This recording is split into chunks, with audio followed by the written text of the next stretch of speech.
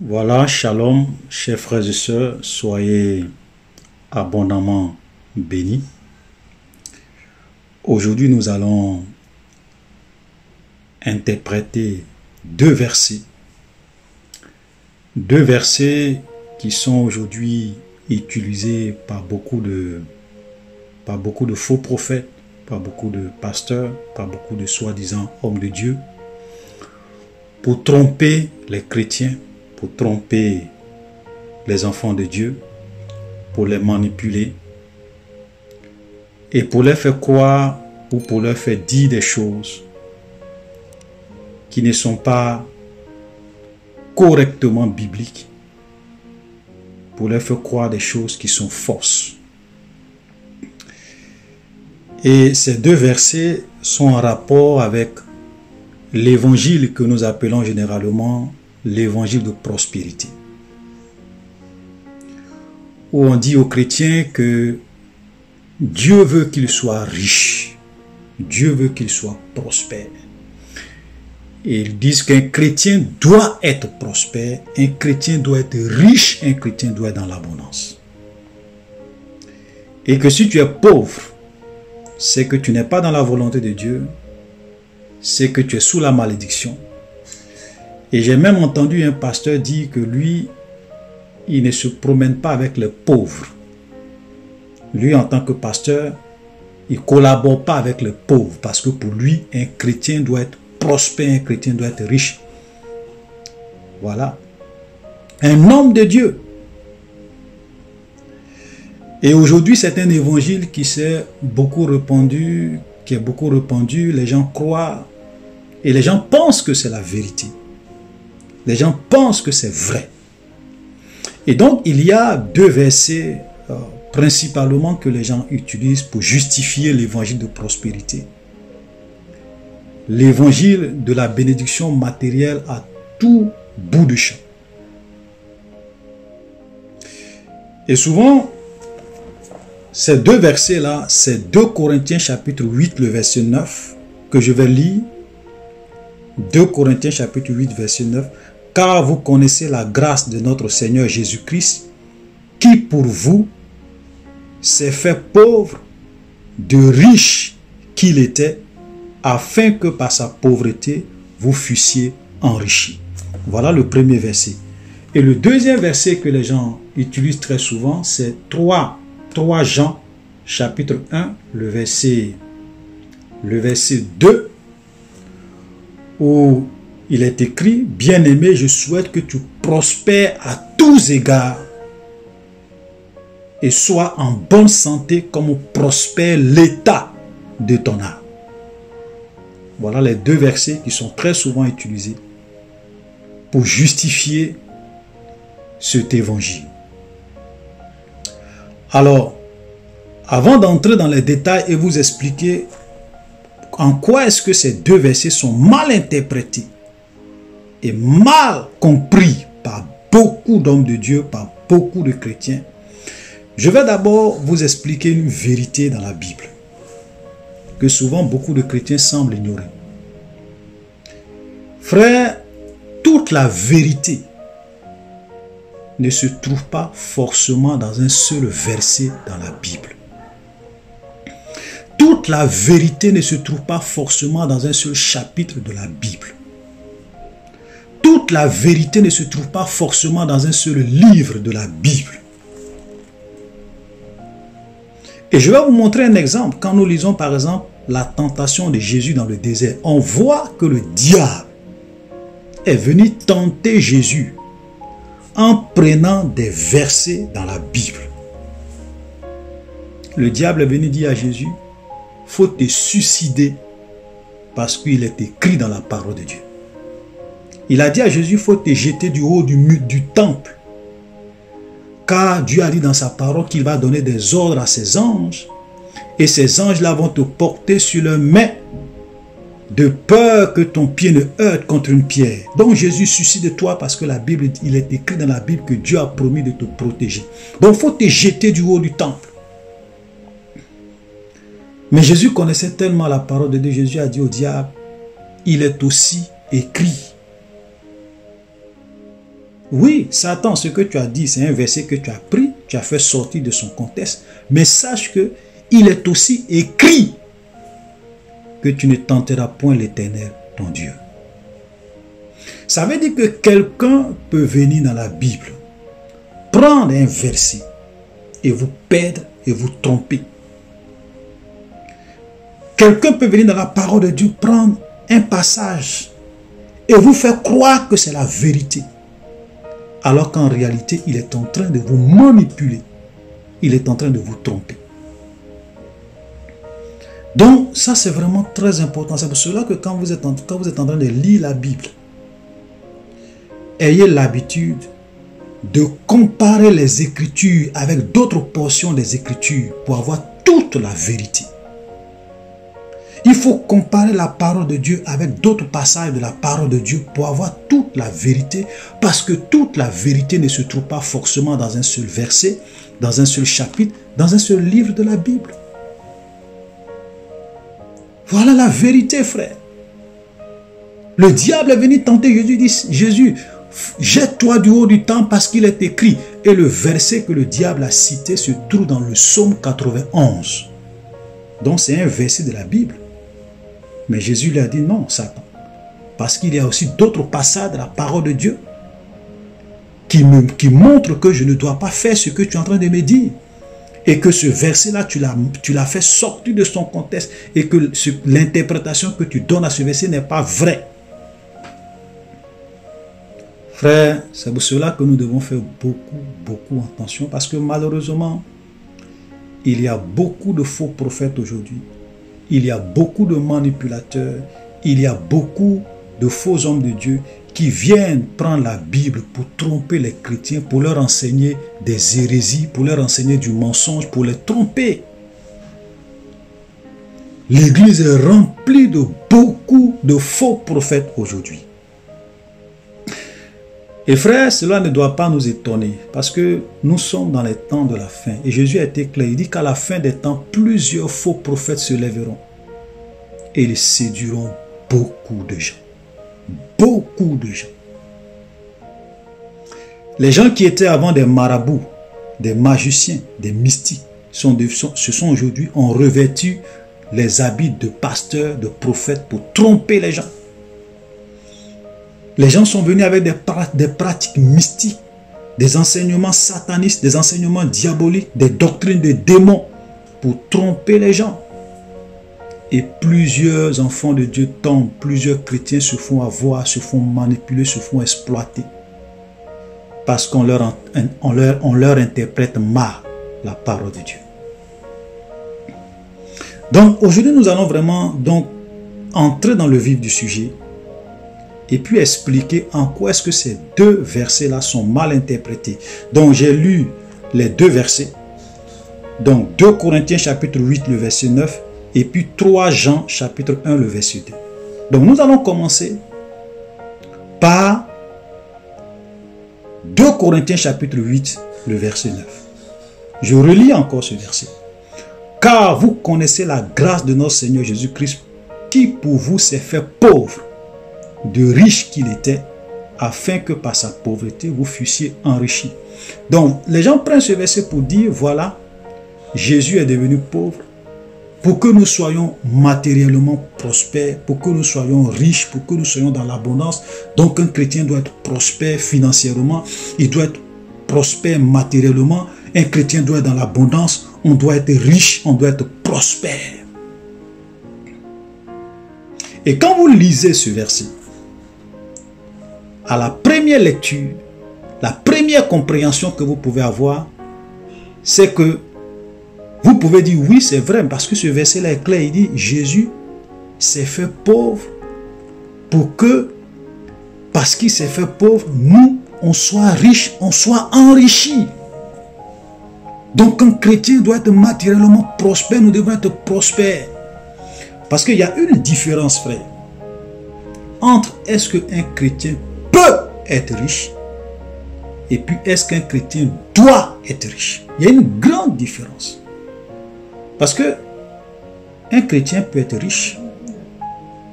Quand nous lisons la Bible, nous voyons que il y avait des chrétiens qui étaient riches. Et Paul même écrit à Timothée pour lui dire, recommande aux riches du siècle présent. Parce que dans l'église, il y avait des gens qui étaient riches. Même Jésus, il y avait un certain Joseph qui est venu prendre le corps de Jésus pour aller l'enterrer. La Bible dit que c'était quelqu'un qui était riche. Donc un chrétien peut être riche. Mais un chrétien aussi peut être pauvre. C'est pas parce que tu es riche, et je le dis souvent, que forcément tu as la faveur de Dieu, que tu as la bénédiction de Dieu. C'est pas parce que tu es pauvre que tu as la malédiction de Dieu et que tu n'es pas dans la volonté de Dieu. Non. Parce que dans n'importe quelle société où vous partez, même aux États-Unis, il y a des riches, il y a des pauvres. Vous allez dans les églises, il y a des riches, il y a des pauvres.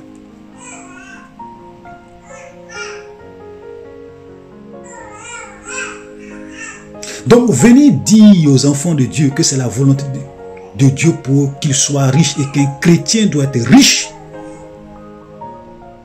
C'est du mensonge. C'est de la manipulation. Voilà, parce que notre situation sociale, c'est pas ça qui détermine la faveur, l'amour ou la haine de Dieu pour nous. Non. C'est pas parce que je suis pauvre que Dieu m'aime pas. C'est pas parce que aussi je suis riche que forcément Dieu m'aime. La preuve en est qu'il y a plusieurs chrétiens qui sont riches. Mais quand Dieu regarde leur vie, Dieu n'est pas content d'eux. Mais il y a des chrétiens qui sont pauvres, mais quand Dieu regarde leur intégrité, leur sainteté, leur pureté, Dieu est content d'eux. Parce qu'ils sont réellement des chrétiens qui vivent pour la gloire de Dieu, dans leur pauvreté et dans leur misère. Voilà. Un chrétien peut être riche, un chrétien peut être pauvre. Mais venez dire qu'un chrétien doit être riche, l'évangile de prospérité, vous devrez être prospère, vous devrez être grand, vous devrez dominer, vous devrez gouverner, vous devrez régner. Frère, c'est pas ça l'évangile. Ça, c'est pas l'évangile de Jésus. Et nous allons le démontrer aujourd'hui. Et donc, on revient à notre verset. Donc, vous voyez, quand vous lisez ça comme ça, vous pouvez dire, ah oui, mais c'est vrai, Jésus s'est fait pauvre pour nous, pour que par sa pauvreté, nous soyons enrichis. Mais nous allons lire 2 Corinthiens chapitre 8 et nous allons commencer à lire à partir du premier verset. Et vous allez constater vous-même une contradiction. Regardez, 2 Corinthiens chapitre 8 à partir du verset 1er, parce qu'on a lu le verset 9, on va lire le verset 1er. Regardez, nous vous faisons connaître, frères, la grâce de Dieu qui s'est manifestée dans les églises de la Macédoine. Verset 2. Au milieu de beaucoup de tribulations qui les ont éprouvées, leur joie débordante et leur pauvreté, écoutez très bien frère, et leur pauvreté profonde ont produit avec abondance de riches libéralités de leur part. Donc Paul est en train de dire ici que les églises de la Macédoine, qui passaient par beaucoup de tribulations, beaucoup d'épreuves, beaucoup de souffrances, et que ces églises de la Macédoine étaient dans une pauvreté profonde. Il qualifie même leur pauvreté. Il dit, c'est pas n'importe quelle pauvreté. Il dit leur pauvreté est profonde. Une pauvreté profonde. Mais malgré cette pauvreté profonde, ils ont fait beaucoup de riches libéralités. Ils ont donné avec joie. Maintenant, moi, je vous pose une question. Comment se fait-il que Jésus soit venu? Jésus s'est fait pauvre au verset 9 pour que nous, les chrétiens, nous soyons riches. Et que les églises, on n'a pas dit une église, on dit les églises de la Macédoine. Comment se fait-il que les églises de la Macédoine étaient dans une pauvreté profonde? Comment on peut expliquer ça? Et Paul n'a pas écrit pour leur dire, non, vous les chrétiens de la Macédoine, c'est pas normal pour vous. Jésus s'est fait pauvre pour vous. Vous devrez être riches. Pourquoi vous êtes dans une pauvreté profonde? Paul ne les a pas condamnés. Au contraire, il les félicite parce qu'il dit, malgré leur pauvreté profonde, voilà des gens qui ont donné pour la gloire de Dieu. Et c'est au verset 9, il dit, car vous connaissez la grâce de notre Seigneur Jésus-Christ, qui pour vous s'est fait pauvre de riche qu'il était, afin que par sa pauvreté vous fussiez enrichis. Donc voilà une contradiction. Cela veut dire qu'il y a un problème. La richesse dont il est question ici, ce n'est pas une richesse matérielle. Quand on dit Jésus s'est fait pauvre pour que par sa pauvreté nous fussions enrichis, on ne parle pas ici de la richesse matérielle, de la prospérité matérielle. Frère, voilà la vérité. Parce que les églises de la Macédoine étaient dans une pauvreté profonde. Pourtant, Jésus est mort pour eux, mais ils étaient dans une pauvreté profonde. Vous voyez comment aujourd'hui beaucoup de pasteurs viennent dans la parole de Dieu et déforment le sens des Écritures. Et je vais vous montrer un deuxième exemple. Pour vous montrer que, frère, la vraie prospérité, la vraie richesse, elle n'est pas matérielle, elle n'est pas physique, elle n'est pas forcément matérielle, elle n'est pas forcément physique. Voilà. Parce que, regardez, je vais vous montrer deux autres églises dans le livre de l'Apocalypse.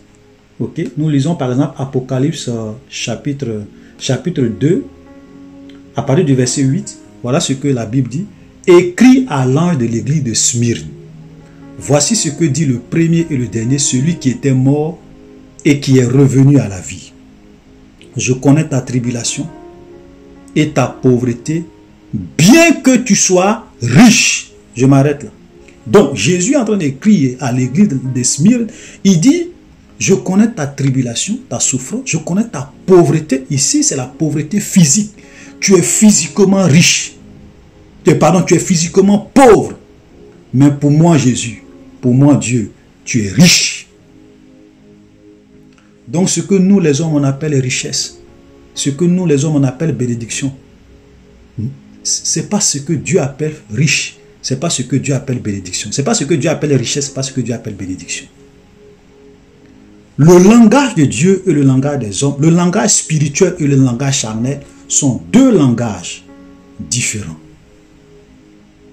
Voilà une église qui est pauvre. Mais quand Dieu regarde cette église, il dit tu es riche. Comment quelqu'un peut être pauvre et puis en même temps être riche? Il y a une contradiction.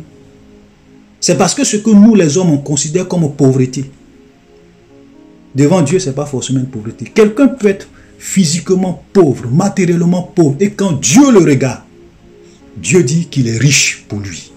Alléluia. Et je vais prendre une autre église, ça c'est cette fois-ci c'est l'église de Laodicée. Apocalypse chapitre 3, le verset 14, écrit à l'ange de l'église de Laodicée, voici ce que dit l'Amen, le témoin fidèle et véritable, le commencement de la création de Dieu. Regardez le verset 14, verset 17, pardon. Parce que tu dis, je suis riche, je me suis enrichi, je n'ai besoin de rien, et parce que tu ne sais pas que tu es malheureux, misérable, pauvre, aveugle et nu. Je te conseille d'acheter de moi de l'or éprouvé par le feu, afin que tu deviennes riche, et des vêtements blancs, afin que tu sois vêtu, et que la honte de ta nudité ne paraisse pas, et un collier pour oindre tes yeux, afin que tu vois. Voilà une église, l'église de Laodicée, qui se disait riche, qui se disait prospère. Matériellement, cette église était riche, cette église était prospère. Mais quand Dieu du haut des cieux regarde cette église qui est physiquement, matériellement riche, Dieu dit tu es pauvre, tu es nu, tu es aveugle. Frère, voilà la vérité. Donc, quand les gens disent, quand la Bible dit Jésus s'est fait pauvre, afin que par sa pauvreté nous fussions enrichis, nous les hommes nous soyons enrichis. La Bible n'est pas en train de parler de la prospérité matérielle, de la bénédiction matérielle. Forcément, non. Parce que quand nous regardons l'histoire de l'Église, les chrétiens étaient généralement pauvres. Ils étaient combattus, ils étaient rejetés, ils étaient persécutés, ils passaient par des moments de difficultés. Quand on regarde l'histoire de l'Église, beaucoup de chrétiens sont morts, tués pour leur foi. Ils étaient pauvres, ils étaient misérables, beaucoup de chrétiens. Mais c'était des chrétiens, c'était des églises qui étaient riches pour Dieu. Même si matériellement, ces églises-là étaient pauvres. Alléluia. Et nous allons lire un verset. C'est quoi la véritable richesse? Regardez. Éphésiens chapitre 1, le verset 3 nous dit: béni soit Dieu, le Père de notre Seigneur Jésus-Christ, qui nous a bénis de toutes sortes de bénédictions spirituelles dans les lieux célestes. Alléluia. Dieu nous a bénis de toutes sortes de bénédictions matérielles? Non. Dieu nous a bénis de toutes sortes de bénédictions spirituelles. Et pour ceux qui doutent encore, la Bible dit dans les lieux célestes en Christ. Vous savez, frère, la parole de Dieu est la vérité. Pour ceux qui veulent connaître la vérité, qui sont humbles, Dieu va les conduire dans la vérité. Mais quand vous avez des gens qui ne veulent pas comprendre, qui ne veulent pas connaître, qui préfèrent entendre des choses agréables, parce que quand on dit à quelqu'un tu seras prospère, tu seras élevé, tu seras grand, c'est la volonté de Dieu pour toi d'être riche, ce sont des paroles agréables, je le dis souvent, et les gens aiment entendre des choses agréables. C'est pourquoi ces gens de messages, d'évangile, les gens acceptent ça avec joie. Parce que ce sont des paroles agréables. L'évangile de prospérité, c'est un évangile qui est agréable. Mais la vérité biblique, elle est tout autre. Voilà, la Bible dit que Dieu nous a bénis de toutes sortes de bénédictions spirituelles dans les lieux célestes. Je ne suis pas en train de dire qu'on ne peut pas être béni matériellement. C'est pour cela que j'ai dit tout à l'heure qu'un chrétien peut être riche. Un chrétien aussi peut être pauvre. C'est-à-dire que notre situation sociale ne détermine pas forcément, ok, la faveur ou la défaveur à notre égard. Voilà. La véritable richesse, et la véritable bénédiction sont spirituelles. C'est pas physique, c'est spirituel. Dieu nous a bénis de toutes sortes de bénédictions spirituelles. Regardez par exemple, quand nous lisons Matthieu chapitre 5, qui nous parle un peu des gens ou des groupes de personnes que Dieu considère comme étant des gens bénis. Il dit, heureux les pauvres en esprit. Mais quand vous prenez la version anglaise, on dit, blessed are the poor in spirit. C'est-à-dire que bénis sont les pauvres en esprit. Donc, partout où on met heureux, heureux, mettez ça, prenez ça comme des bénédictions. C'est-à-dire que pour Dieu, quelqu'un qui est béni, c'est quelqu'un qui est pauvre en esprit. Quelqu'un qui est béni, c'est quelqu'un qui est affligé. Quelqu'un qui est béni, c'est... J'ai déjà fait une vidéo sur ça, où j'ai expliqué où j'ai parlé des véritables bénédictions selon Dieu. Je vous conseille d'aller regarder cette vidéo. Et vous allez comprendre c'est quoi la véritable bénédiction. Quels sont les groupes de personnes, bien les gens qui sont bénis selon Dieu. Parce que la vraie bénédiction, c'est un état de cœur. Ok? C'est un état de cœur, c'est un état d'être, c'est une façon de vivre. C'est ça la vraie bénédiction. Si vous craignez Dieu, si vous marchez dans la sainteté, dans la pureté, dans la crainte de Dieu, frère, vous êtes riche pour Dieu. Vous êtes béni pour Dieu. Voilà la vérité. Voilà la vérité. Les gens veulent ramener la prospérité selon Dieu aux choses matérielles, à l'argent, à la gloire de ce monde, à la richesse de ce monde, au succès dans ce monde. Tu peux être riche dans ce monde et quand Dieu te regarde, comme il a dit pour l'église de Laodicée, Dieu peut te regarder et puis dire tu es pauvre, tu es aveugle, tu es nu. Et tu peux être physiquement pauvre comme l'église de Smyrne. Et Dieu va te regarder et dire, ah, cette fille-là, elle est riche pour moi. Cet homme est riche pour moi. Cette femme, elle est riche pour moi. Même si physiquement, elle est pauvre. Frère, voilà la vérité. Amen. Regardez comment Dieu, comment la Bible qualifie les richesses matérielles. quand nous lisons Luc chapitre 16, le verset 9. Ok? Jésus dit, et moi je vous dis, faites-vous, parce que là Jésus est en train de parler de la parabole de l'économe infidèle, mais je vais juste prendre le verset 9. Il dit, et moi je vous dis, faites-vous des amis avec les richesses injustes. Écoutez-moi très bien. Jésus dit, et moi je vous dis, faites-vous des amis avec les richesses injustes. Quand il parle de richesses injustes ici, ce sont les richesses matérielles. Ce sont les richesses matérielles. Donc les richesses matérielles, Dieu les considère comme étant des richesses injustes. Ce n'est pas les véritables richesses.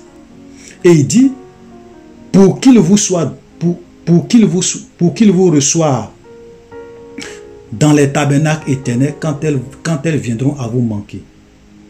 Car, verset 11, je vais plutôt lire le verset 11 de Matthieu 16, de Luc 16, pardon, Luc 16, verset 11. Et si donc vous n'êtes pas fidèles dans les richesses injustes, qui vous confiera les véritables? Ça veut dire que si les richesses matérielles, les richesses injustes, vous n'avez pas été fidèle avec ça, qui va vous confier les véritables richesses?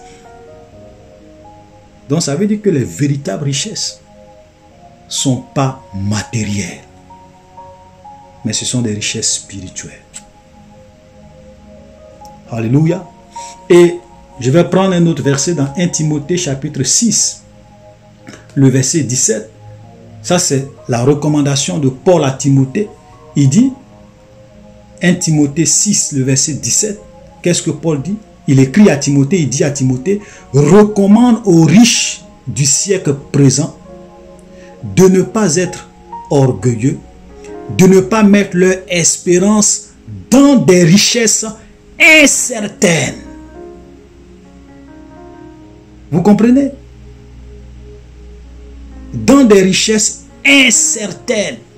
Ça veut dire que les richesses matérielles, l'argent, les biens de ce monde, les richesses de ce monde, ce sont des richesses incertaines. Et Paul écrit, il dit que les riches, les chrétiens qui sont riches, qui ont de l'abondance, qui sont prospères, les chrétiens, ils ne doivent pas être orgueilleux et ils ne doivent pas mettre leur espérance dans les richesses incertaines qu'ils ont.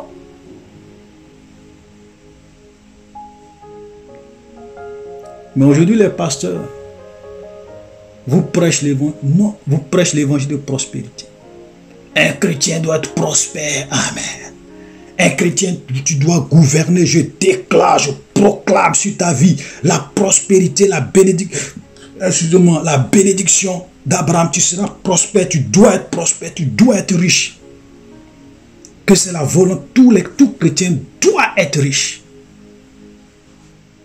C'est faux. C'est du mensonge. Voilà. Donc, nous devons faire beaucoup attention. L'évangile de prospérité, c'est pas ça l'évangile. Donc, les gens falsifient les Écritures. Ils manipulent la parole de Dieu. Ils font sortir les versets hors de leur contexte pour tromper les chrétiens. Et nous allons terminer par ce verset-là, cet autre verset que les gens aiment beaucoup utiliser aussi, qui est le verset de 3 Jean chapitre 1, le verset 2, où il est dit, bien-aimé, je souhaite que tu prospères à tous égards et sois en bonne santé comme prospère l'état de ton âme. Voilà, donc la Bible dit que nous devons prospérer à tous égards. Frère, je l'ai dit, si vous ne lisez pas la Bible doucement et correctement, si vous ne comparez pas les Écritures avec d'autres portions des Écritures, comme le diable qui est venu tenter Jésus pour le tromper, beaucoup de faux prophètes vont vous tromper et vont vous égarer en prenant des portions de versets. Et ils vont vous tromper complètement. Parce que la manière dont beaucoup de chrétiens aujourd'hui lisent la Bible, c'est comme si C'est un peu comme un père qui envoie une lettre à son fils. Et son fils, au lieu de s'asseoir pour lire toute la lettre que son papa lui a envoyée, il ouvre la lettre et puis il lit une phrase au milieu de la lettre. Et puis il dit, ah, c'est ce que mon papa m'a promis. C'est ce que mon papa m'a promis. Imaginez quelqu'un qui prend une lettre et puis qui lit une phrase. Parce que je vais vous dire, la division de la Bible en chapitres, en versets, tout ça, ce sont les hommes qui ont fait ça. Ce n'est pas une inspiration de Dieu. Dans les textes, parce que quand Paul écrit, c'est une lettre qu'il écrit. Donc, il n'y a pas de chapitre, il n'y a pas de verset. C'est toute une lettre qu'il écrit. Donc, quand vous êtes en train de lire la Bible, lisez tous les chapitres, lisez tout le livre pour comprendre le contexte et comprendre dans quel contexte tel verset a été cité. Sinon, vous allez vous tromper. Vous comprenez? Voilà. Donc, quelqu'un qui prend une lettre et qui dit, oui, mon papa m'a promis de l'argent parce qu'il a vu une phrase au milieu de la lettre.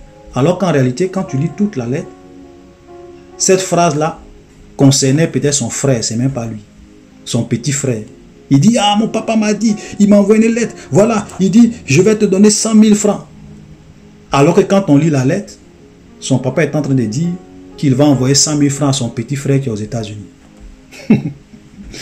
Vous voyez comment c'est grave de venir dans la Bible, prendre des versets et puis commencer à proclamer ça sur notre vie, à développer des doctrines là-dessus, sans chercher à comprendre le contexte dans lequel ces versets-là ont été écrits. C'est comme ça beaucoup de chrétiens sont trompés. Beaucoup de pasteurs manipulent les hommes de Dieu. Et pardon, les fidèles. Beaucoup d'hommes de Dieu manipulent les chrétiens. Donc nous allons comprendre. On va lire ce texte. Regardez, quand on commence à lire à partir du verset 1er, Paul dit, et pardon, Jean, qui écrit 3 Jean chapitre 1, le verset, l'ancien Agaius, le bien-aimé que j'aime dans la vérité. Ça veut dire que cette lettre-là, déjà le premier verset, nous montre clairement que cette lettre a été écrite à un individu. Écoutez-moi très bien. Cette lettre a été écrite à un individu, contrairement aux autres épîtres où Paul écrivait à une église, où Jean écrivait à une église. Ok? Ici, c'est un peu spécial. Contrairement même à Timothée, où Paul écrit à Timothée concernant l'église que Timothée gérait. Mais ici, c'est vraiment spécial. C'est-à-dire que c'est une lettre qui est adressée à un seul individu. À un seul individu. Donc, ça veut dire que si tu veux, toi, proclamer les promesses qui sont dans cette lettre-là, il faut que tu sois comme cet individu à qui Jean écrit. Voilà. Parce que si Jean écrit à une personne et qu'il fait des promesses à cette personne, pour que toi, tu puisses dire que ces promesses-là aussi s'appliquent à toi, il faut d'abord savoir dans quelle disposition du cœur, quel genre de personne à qui cette lettre a été écrite. Ça, c'est le minimum. Vous voyez déjà la vérité. Donc, cette lettre, ce n'est pas une lettre qui a été écrite à une communauté, mais à un individu. C'est dans la Bible. Ça peut s'appliquer aussi à nous, on est d'accord. Mais il faudrait que nous soyons comme l'ancien Agaius. Et quel est l'état de cœur? Qui était Agaius? Qui était Agaius? Et puis, d'abord, deuxième chose.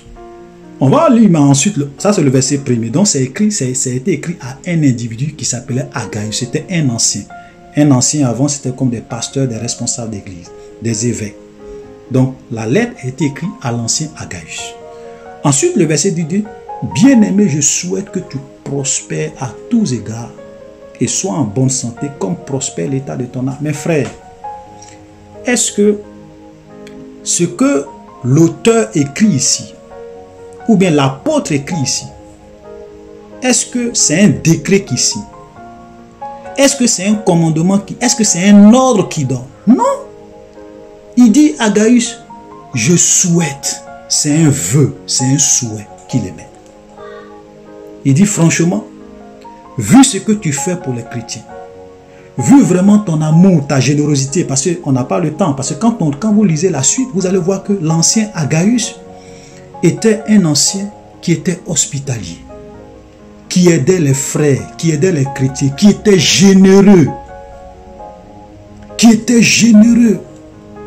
faisait du bien autour de lui. Même les gens qui venaient, des frères, il les recevait chez lui, il exerçait l'hospitalité chez lui. Il était quelqu'un qui avait un bon cœur, qui était libéral. Et donc Jean, quand il a entendu ce que cet ancien-là faisait pour les chrétiens, il lui écrit une lettre, il dit franchement Agaius, oh bien-aimé Agaius, franchement je souhaite que Dieu te bénisse. Je souhaite que tu sois encore prospère. Je souhaite que Dieu te donne en abondance pour que ce que tu continues à faire, tu puisses continuer à aider, tu puisses continuer à être généreux, tu puisses continuer à vraiment exercer l'hospitalité. Mon souhait pour toi, c'est que tu sois prospère. Vous comprenez le contexte dans lequel ce verset a été écrit? C'est un souhait. Même nous-mêmes, chaque année, quand on arrive en janvier, la nouvelle année, on fait des souhaits. Ah frère, je souhaite que tu prospères, que Dieu, beaucoup de santé, beaucoup. Mais ce ne sont pas des décrets, ce ne sont pas des promesses que Dieu a déclarées. Voilà. Mais il dit je souhaite. C'est un vœu qu'il émet. Ce n'est pas un commandement. Pour dire à Agaius, tu dois être prospère. Que c'est la volonté de Dieu pour toi que tu sois prospère. Non, il dit je souhaite que tu prospères à tous égards. Je souhaite que tu sois en bonne santé, comme prospère l'état de ton âme. Et même encore, il dit, comme prospère l'état de ton âme. C'est-à-dire que même ta prospérité que je souhaite pour toi doit être conforme aussi à la prospérité spirituelle, à la prospérité de ton âme. Frère, vous comprenez que le contexte change le sens que beaucoup de faux prophètes donnent à ce verset. Si vous êtes un frère vraiment qui est libéral, qui exerce l'hospitalité, que Dieu a béni ou que Dieu bénit financièrement, de telle sorte que les biens que tu as, tu es quelqu'un qui utilise ces biens-là pour aider les frères dans ton église, pour aider les veuves, pour aider les orphelins, pour aider les pasteurs dans l'œuvre qu'ils font pour Dieu, pour soutenir l'œuvre de Dieu financièrement. Mes frères, ce verset-là s'applique à toi. Ce verset-là s'applique à toi. Dieu va, ou bien nous les chrétiens, nous allons souhaiter, et Dieu va souhaiter même, et ça sera le souhait de Dieu que tu prospères davantage pour que tout le bien que tu fais pour l'église, pour le Seigneur, pour les enfants de Dieu, tu puisses continuer à faire ça. Et c'est ce sens-là, c'est dans ce sens-là qu'on doit comprendre ce verset. Mais on ne peut pas venir se mettre devant la chair et dire aux chrétiens, la Bible dit que nous devons prospérer à tous égards. Donc tous les chrétiens doivent être prospères, ils doivent être dans l'abondance, ils doivent être riches, même s'ils sont avares, même s'ils sont cupides, même s'ils sont pingres, même s'ils n'aiment pas partager, même s'ils n'exercent pas la libéralité, même s'ils ne sont pas hospitaliers comme Gaius, même s'ils n'ont pas le caractère et les dispositions de cœur de Gaius. On dit oui, Dieu veut que tout le monde prospère. Ça, c'est de la manipulation, c'est du mensonge. Et la Bible dit, vous savez, même quand vous lisez la Bible, il y a des gens à qui Dieu a donné le don de libéralité. C'est-à-dire que des frères que Dieu bénit financièrement, matériellement, que Dieu rend prospère matériellement, parce qu'il leur a donné le don de libéralité. Et ce sont des chrétiens qui donnent pour l'œuvre de Dieu, qui donnent pour les frères, pour les veuves, pour les orphelins, qui aident, qui visitent les prisonniers. Mais pour faire tout ça, il faut qu'ils soient dans l'abondance pour le faire, pour soutenir les veuves. C'est à ce genre de personnes-là que ce verset-là s'applique. Donc arrêtez de vous laisser manipuler par les pasteurs, par l'évangile de prospérité. L'évangile de prospérité, c'est un faux évangile. Voilà. Notre royaume n'est pas de ce monde. Nous sommes des étrangers, nous sommes des voyageurs sur cette terre. Un jour, nous allons laisser tout ça et nous allons aller au ciel. Nos véritables richesses nous attendent dans le royaume des cieux. pendant que nous sommes sur la terre, nous pouvons travailler pour multiplier nos revenus. Nous pouvons faire tout ce que nous pouvons pour être dans l'abondance. Ça, c'est humain. On est d'accord. Mais ce n'est pas tout le monde qui est dans l'abondance. Ce n'est pas tous les chrétiens qui sont riches. Ce n'est pas tous les chrétiens qui sont prospères. Mais ce n'est pas parce que tu n'es pas prospère que Dieu n'est pas avec toi ou que Dieu est contre toi. C'est faux. Voilà. Vous allez dans n'importe quelle église. Il y a des pauvres, il y a des riches, tout comme dans n'importe quelle société. Voilà, donc on arrête de tromper les gens. Alléluia. Donc, chers frères et sœurs, j'ai fait cette vidéo pour essayer d'éclairer les enfants sur ces deux versets. Parce que les gens utilisent beaucoup ces deux versets-là pour propager l'évangile de prospérité, qui est un faux évangile. Voilà. Pour que les gens puissent comprendre. Pour que ceux qui ont des oreilles puissent comprendre. Malheureusement, il y a des gens qui ne vont jamais comprendre et qui ne veulent pas comprendre. Ceux-là, on ne peut rien faire pour eux. Jésus a dit, mes brebis me connaissent et elles entendent ma voix. Elles ne suivent pas un mercenaire, mais elles suivent le bon berger. Et le bon berger donne sa vie. Donc, Jésus est en train de dire que ceux qui sont ses enfants, quand ils entendent la vérité, ils savent que ça c'est la vérité et ils se détournent du mal. Mais ceux qui ne sont pas des brebis du Seigneur, vous allez venir leur présenter la vérité. Ils vont dire c'est faux. Parce qu'ils ont été endoctrinés pendant des années par les faux pasteurs, par les faux prophètes concernant l'évangile de prospérité. Ils ne sont pas prêts à changer d'opinion, même quand on leur explique la vérité dans la Bible. Voilà. Donc frères et sœurs, shalom, soyez bénis. À la prochaine.